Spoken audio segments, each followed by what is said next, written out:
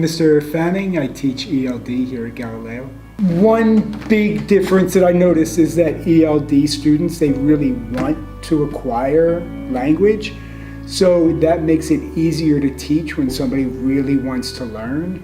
Sometimes teaching a gen ed English class, you have to motivate students a lot more than you do with ELD students. So when I was a Spanish teacher, if I was trying to explain something in Spanish and I needed to switch to English to explain it, I had that ability. With teaching ELD,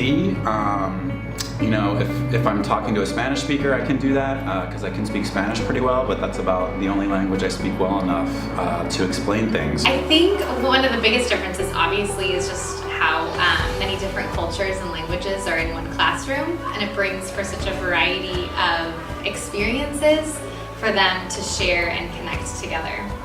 If I'm trying to explain something, it has to be all done in English. So that's kind of a challenge, but I just have to find another way, whether it's using pictures or using simpler vocabulary, giving sentence starters and some things that I know that people understand and kind of building from there. 咁我又唔係，我仲需要起碼3年或者2年嘅時間去適應，我先可以講到流利嘅英文。如果我可以認真去學嘅咧，我估我大概需要2年。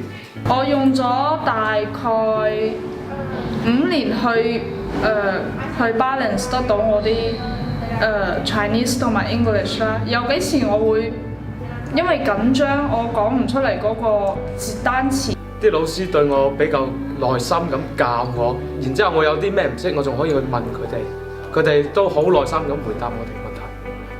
咁其次佢會鼓勵我哋去講嘢啦，或者舉手咁發言咯，可以多啲練習一下我哋嘅口語問題呢啲嘢。例如我如果唔識 writing 嘅話咧，佢會 base on 我個 writing 去 improve 我啲 grammar， 同埋如果我唔識 speaking 嘅話咧，佢會教我點樣去講流利啲，會俾好多 presentation 俾我哋繼續去做。Teaching newcomers to English when I don't speak their native language is definitely a challenge. We use a lot of body language, a lot of miming and hand gestures, a lot of Google Translate. So it makes for some hilarious interactions, but it's definitely challenging. I think for me the biggest challenge is to get them to try not to rely on their translators and to try to not rely on their native language and speaking that in the classroom, and really try and have them switch their brains and just really try to only speak and try to start thinking more in English. Sometimes you want to get into discussions and it's difficult because the ideas might be there, but the words to express them aren't. Teaching language is a challenge because language is more than just the words. It also incorporates culture and history. 當我第一次要同啲外國朋友玩嘅時候，其實我係拒絕嘅。你唔可以叫我同佢哋玩，我就即刻同佢哋玩，因為我仲未知道點同佢哋溝通啊嘛。我會同嗰班嗰啲同學咧，同佢哋多傾啲，佢哋有咩想玩嘅遊戲，我都會跟住佢哋一齊玩。然之後咧，有啲咩唔識嘅咧，我都會特登去問下佢。咁呢種睇情況啦，咁好似喺 lunch time 嘅時，我都中意同一個國家嘅人，或者講同一種語言嘅人一齊溝通一齊玩啦。但係有時候學習方面咧，我會同啲其他種族即係純講英文嘅人一齊。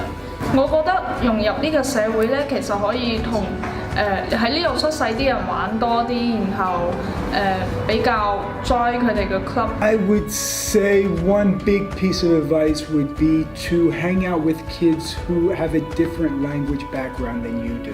It's great to have friends that speak your language, but I think it's good to also reach out and try to make new friends that don't. And that way you kind of grow and you learn more. Oh, I would just tell them to be brave, be bold, because learning a language is so hard. But the more you practice and the more you communicate, the better off you'll be.